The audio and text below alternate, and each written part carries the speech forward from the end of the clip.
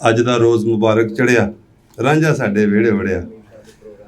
ਹੱਥ ਖੂੰਡੀ ਮੋਢੇ ਕੰਬਲ ਧਰਿਆ, ਚਾਕਾਂ ਵਾਲੀ ਸ਼ਕਲ ਬਣਾਈ। ਆਉ ਨੀ ਸਈਓ ਰਲਦੀ ਉਹਦੀ ਵਧਾਈ, ਮੈਂ ਵਰ ਪਾਇਆ ਰਾਂਝਣ ਮਾਈ। ਤੋ ਇੱਕ ਬੜਾ ਹੀ ਅਲਬੇਲਾ ਜਿਹਾ ਰਾਂਝਣ ਜਿਹਾ, ਬੜਾ ਹਾਸ ਰਸੀ।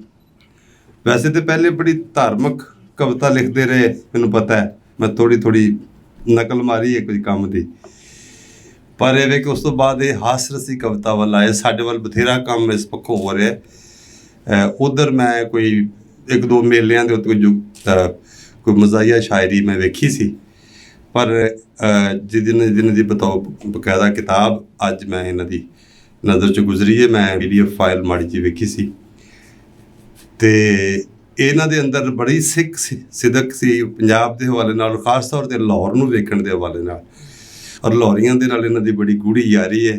ਉੱਤੋਂ ਜਿਹਨਾਂ ਦੇ ਨਾਲ ਯਾਰੀ ਉਹਨਾਂ ਦੀ ਕੰਧ ਵੀ ਸਾਂਝੀ ਹੈ, ਜਿਵੇਂ ਮੇਰੀ ਕੰਧ ਖੁਦਾ ਨਾਲ ਸਾਂਝੀ, ਇੰਝ ਹੀ ਹੈ ਨਜ਼ੀਰ ਜੋਈਆ ਜੀ ਅਤੇ ਅਸ਼ੋਕ ਆਰਜ਼ੂ ਹੋਰਾਂ ਦੀ ਫਿਰੋਜ਼ਪੁਰ ਅਤੇ ਕਸੂਰ ਦੀ ਇਹ ਕੰਧ ਸਾਂਝੀ ਹੈ। ਅਤੇ ਸਾਡੇ ਕੋਲ ਅੱਜ ਉਚੇਚੇ ਤੌਰ ਤੇ ਆਏ ਤੇ ਜੱਥੇ ਦੇ ਨਾਲ ਹੈ, ਪਰ ਦੋਸਤਾਂ ਨੇ ਜਿਹੋ ਜਿਹੀ ਵੀ ਸਬੀਲ ਲਾਈ ਹੈ, ਇਹ ਅੱਜ ਸਾਡੇ ਕੋਲ ਸਾਡੀ ਸੰਗਤ ਦਾ ਹਿੱਸਾ ਬਣ ਰਹੇ ਨੇ। ਸਾਡੇ ਇੰਡੀਅਨ ਪੰਜਾਬ ਫਿਰੋਜ਼ਪੁਰ ਤੋਂ ਆਏ ਉਚੇਚੇ ਪ੍ਰਾਹੁਣੇ ਜਨਾਬ ਅਸ਼ੋਕ ਆਰਜ਼ੂ ਹੋਰਾਂ ਨੂੰ ਮੈਂ ਕਹਾਂਗਾ ਕਿ ਉਹ ਸਟੇਜ 'ਤੇ ਤਸ਼ਰੀਫ ਲਿਆਉਣ। ਇਸ ਪਾਸੇ ਇਹਨਾਂ ਦੇ ਨਾਲ ਹੈ ਤੇ ਕਿਤੇ ਵਜੋਂ ਉਹ ਡਾਕਟਰ ਨੇ, ਪਰ ਇਹ ਵੇ ਕਿ ਉਹ ਇਲਮ ਅਦਬ ਦੇ ਨਾਲ, ਲਿਖਤ ਨਾਲ ਉਹਨਾਂ ਦਾ ਬੜਾ ਗਹਿਰਾ ਸ਼ਗਫ ਹੈ, ਜ਼ੌਕ ਹੈ, ਸ਼ੌਕ ਹੈ। ਅਤੇ ਕਹਿੰਦੇ ਨੇ ਮੈਂ ਤਾਂ ਹੈ ਸੁਣੇਰ ਹਾਂ, ਮੈਂ ਪੜ੍ਹਦਾ ਵੀ ਹਾਂ। ਅਤੇ ਉਹ ਵੀ ਉਚੇਚੇ ਤੌਰ 'ਤੇ ਫਿਰੋਜ਼ਪੁਰੋਂ ਲਾਹੌਰ ਆਏ ਨੇ ਜਨਾਬ ਰਵੀ ਆਹੂਜਾ ਜੀ, ਡਾਕਟਰ ਰਵੀ ਆਹੂਜਾ। ਉਹਨਾਂ ਨੂੰ ਵੀ ਕਹਾਂਗਾ ਤੁਸੀਂ ਵੀ ਸਟੇਜ 'ਤੇ ਆ ਜਾਓ, ਜ਼ਰਾ ਸ਼ਰੀਕੇ 'ਚ ਅੱਗ ਵੀ ਤਾਂ ਲਾਉਣੀ ਹੁੰਦੀ ਨਾ। ਅਤੇ PDF ਦੀ ਸ਼ਕਲ 'ਚ ਮੈਂ ਥੋੜ੍ਹੀ ਜਿਹੀ ਇਹ ਕਿਤਾਬ ਵੇਖੀ ਹੈ। ਹੁਣ ਮੈਂ ਕਿਉਂਕਿ ਇਹ ਅੱਜ ਹੀ ਆਏ ਨੇ, ਅੱਜ ਹੀ ਕਿਤਾਬ ਪ੍ਰੈਸ 'ਚੋਂ ਆਈ ਹੈ।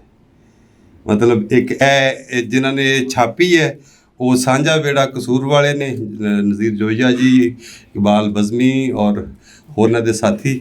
ਇਹਨਾਂ ਵਾਸਤੇ ਪਹਿਲੇ ਤਾੜੀਆਂ ਕਿ ਇਹਨਾਂ ਨੇ ਬੜੀ ਗੂੜੀ ਔਰ ਬੜੀ ਨਿੱਘੀ ਮੁਹੱਬਤ ਜਿਹੜੀ ਹੈ ਉਹ ਆਪਣੇ ਮਿੱਤਰ ਅਸ਼ੋਕ ਆਰਜ਼ੂ ਹੋਰਾਂ ਦੇ ਨਾਲ ਸਾਂਝੀ ਕੀਤੀ ਹੈ। ਅਸ਼ੋਕ ਆਰਜ਼ੂ ਦੇ ਅਤੇ ਇੰਡੀਅਨ ਪੰਜਾਬ ਦੇ CM ਵੀ ਬੜੇ ਫੈਨ ਨੇ, ਬਲਕਿ ਗੁਰਭਜਨ ਗਿੱਲ ਹੋਰੀ ਲਿਖਦੇ ਨੇ ਕਿ ਵੀ ਮੈਨੂੰ ਉਹਨਾਂ ਦਾ ਮੈਸੇਜ ਆਇਆ ਕਿ ਇਹ ਹੁੰਦਾ ਹੀ ਮਜ਼ਾਕ, ਇਹ ਵੇਖੋ।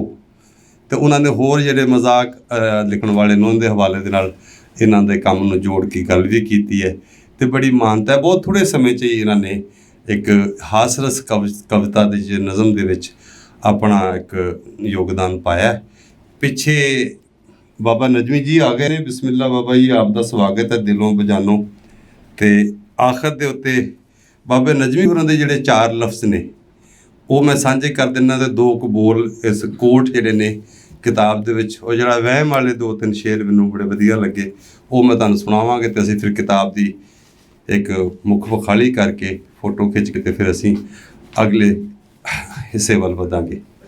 ਲੋਕਾਂ ਦੇ ਦਰਦ ਨੂੰ ਲਫ਼ਜ਼ਾਂ ਵਿੱਚ ਪਰੋ ਕੇ ਪੇਸ਼ ਕਰਨਾ ਹੀ ਅਸਲ ਸ਼ਾਇਰੀ ਹੈ। ਤੁਸੀਂ ਜੀਂਦੇ ਜੀ ਆਪਣੇ ਆਲੇ ਦੁਆਲੇ ਨੂੰ ਅੱਖਾਂ ਤੋਂ ਓਹਲੇ ਨਹੀਂ ਕਰ ਸਕਦੇ। ਸ਼ਾਇਰ ਚੰਗੇ ਸਮਾਜ ਦੀ ਉਮੀਦ ਨਾਲ ਜੁੜਿਆ ਹੁੰਦਾ ਹੈ, ਤਾਂ ਹੀ ਤਾਂ ਉਹ ਸਾਰੀਆਂ ਕੋਝਾਂ ਨੂੰ ਆਪਣਾ ਮੌਜ਼ੂ ਬਣਾਉਂਦਾ ਹੈ, ਉਹਨਾਂ ਦੀ ਨਿਸ਼ਾਨਦੇਹੀ ਕਰਦਾ ਹੈ। ਮੈਨੂੰ ਇਹ ਸਾਰੇ ਗੁਣ ਅਸ਼ੋਕ ਆਰਜ਼ੂ ਵਿੱਚ ਨਜ਼ਰ ਆਏ ਨੇ। ਆਰਜ਼ੂ ਦੀ ਸ਼ਾਇਰੀ ਵਿੱਚ ਆਮ ਸਿੱਧੇ ਸਾਦੇ ਲੋਕਾਂ ਦੇ ਜੀਣ ਅਤੇ ਹੰਡਾਣ ਦੀ ਕਹਾਣੀ ਹੈ।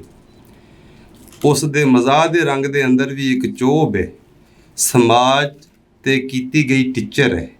ਉਹ ਆਮ ਲੋਕਾਂ ਦੇ ਜੀਵਨ ਜਾਚ ਦੇ ਹੰਡਾਉਣ ਦੀ ਤਰਜ਼ ਦੀਆਂ ਪਰਤਾਂ ਨੂੰ ਹਾਸੇ ਵਿੱਚ ਬਿਆਨ ਕਰ ਜਾਂਦਾ ਹੈ। ਮੇਰੇ ਖਿਆਲ ਵਿੱਚ ਮਜ਼ਾਹ ਲਿਖਣਾ ਬਹੁਤ ਔਖਾ ਕੰਮ ਹੈ। ਜਿੱਥੇ ਰੋਣ, ਇਹਤਜਾਜ ਕਰਨ ਇਨਸਾਨੀ ਮਿਜ਼ਾਜ ਦਾ ਹਿੱਸਾ ਹੈ, ਉੱਥੇ ਹਾਸ ਰਸ ਨੂੰ ਵੀ ਇਸ ਤੋਂ ਵੱਖ ਨਹੀਂ ਕਰ ਸਕਦੇ। ਘੱਟ ਲਿਖਾਰੀਆਂ ਨੂੰ ਰੱਬ ਨੇ ਇਹ ਦਾਤ ਬਖਸ਼ੀ ਹੈ।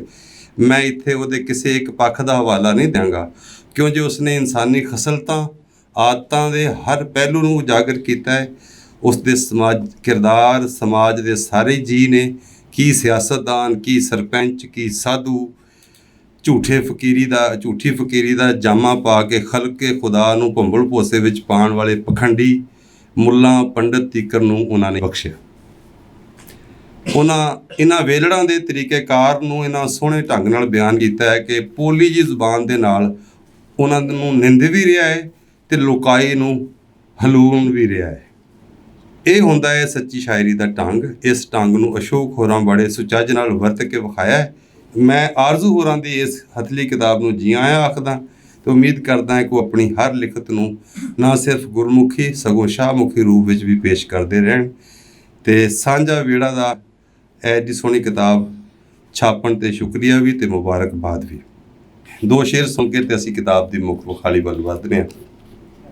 ਵਹਿਮ ਨੇ ਸਾਰੇ ਵਹਿਮ ਬੇਲੀਆ, ਵਹਿਮ ਨੇ ਸਾਰੇ ਵਹਿਮ, ਵਹਿਮ ਨੇ ਸਾਰੇ ਵਹਿਮ ਬੇਲੀਆ, ਵਹਿਮ ਨੇ ਸਾਰੇ ਵਹਿਮ। ਜਦੋਂ ਗਰੀਬ ਨੂੰ ਲੱਭੀ ਖਾ ਲਈ ਕੀ ਰੋਟੀ ਦਾ ਟਾਈਮ, ਵਹਿਮ ਨੇ ਸਾਰੇ ਵਹਿਮ ਬੇਲੀਆ, ਵਹਿਮ ਨੇ ਸਾਰੇ ਵਹਿਮ। ਕਾਜੂ ਕਿਸ਼ਮਿਸ਼ ਖਾਂਦੇ ਜਿਹੜੇ ਉਹ ਲੋਕ ਕਿਹੜਾ ਮਰਦੇ ਨਹੀਂ, ਜਿਨ੍ਹਾਂ ਦੇ ਭਾਗੀ ਸੁੱਕੇ ਟੁੱਕਰ ਉਹ ਕਿਹੜਾ ਕੰਮ ਕਰਦੇ ਨਹੀਂ। ਬਾਸੀਆਂ ਰੋਟੀਆਂ ਖਾਵਣ ਵਾਲੇ ਬੜੇ ਜ਼ਿਆਦਾ ਕਾਇਮ, ਵਹਿਮ ਨੇ ਸਾਰੇ ਵਹਿਮ ਬੇਲੀਆ, ਵਹਿਮ ਨੇ ਸਾਰੇ ਵਹਿਮ। ਕੋਠੀਆਂ ਕਾਰਾਂ ਵਾਲੇ ਸਾਰੇ ਅੱਧੀ ਰਾਤ ਤੱਕ ਸੌਂਦੇ ਨਹੀਂ, ਲੈਣਗੇ ਕੀ ਆਨੰਦ ਉਹ ਮੀਂਹ ਦਾ ਕੋਠੇ ਜਿਨ੍ਹਾਂ ਦੇ ਚੋਂਦੇ ਨਹੀਂ। ਕੋਠੀਆਂ ਕਾਰਾਂ ਵਾਲੇ ਸਾਰੇ ਅੱਧੀ ਰਾਤ ਤੱਕ ਸੌਂਦੇ ਨਹੀਂ, ਲੈਣਗੇ ਕੀ ਆਨੰਦ ਉਹ ਮੀਂਹ ਦਾ ਕੋਠੇ ਜਿਨ੍ਹਾਂ ਦੇ ਚੋਂਦੇ ਨਹੀਂ। ਦਿਹਾੜੀਦਾਰ ਦੇ ਘਰੇ ਹਮੇਸ਼ਾ ਰਹਿੰਦੀ ਗਹਿਮਾ ਗਹਿਮ, ਵਹਿਮ ਨੇ ਸਾਰੇ ਵਹਿਮ ਬੇਲੀਆ, ਵਹਿਮ ਨੇ ਸਾਰੇ ਵਹਿਮ। ਤੇ ਘਰ ਗਰੀਬ ਦੇ ਚੋਰ ਨਹੀਂ ਵੜਦੇ ਨਾ ਕੋਈ ਬੜੇ ਬਿਮਾਰੀ ਜੀ, ਘਰ ਗਰੀਬ ਦੇ ਚੋਰ ਨਹੀਂ ਵੜਦੇ। ਆਖਰੀ ਸ਼ੇਰ, ਘਰ ਗਰੀਬ ਦੇ ਚੋਰ ਨਹੀਂ ਵੜਦੇ ਨਾ ਕੋਈ ਬੜੇ ਬਿਮਾਰੀ ਹੀ। ਤਕੜੇ ਨੇ ਵੀ ਮਰ ਮੁੱਕ ਜਾਣਾ ਛੱਡ ਕੇ ਦੌਲਤ ਸਾਰੀ ਹੀ, ਤਕੜੇ ਨੂੰ ਚੋਰਾਂ ਦਾ ਰਹਿੰਦਾ 24 ਘੰਟੇ ਸਹਿਮ। ਵਹਿਮ ਨੇ ਸਾਰੇ ਵਹਿਮ ਬੇਲੀਆ, ਵਹਿਮ ਨੇ ਸਾਰੇ ਵਹਿਮ। ਜਦੋਂ ਗਰੀਬ ਨੂੰ ਲੱਭੀ ਖਾ ਲੇ ਕੀ ਰੋਟੀ ਦਾ ਟਾਈਮ, ਬੇਲੀਆ ਵਹਿਮ ਨੇ ਸਾਰੇ ਵਹਿਮ।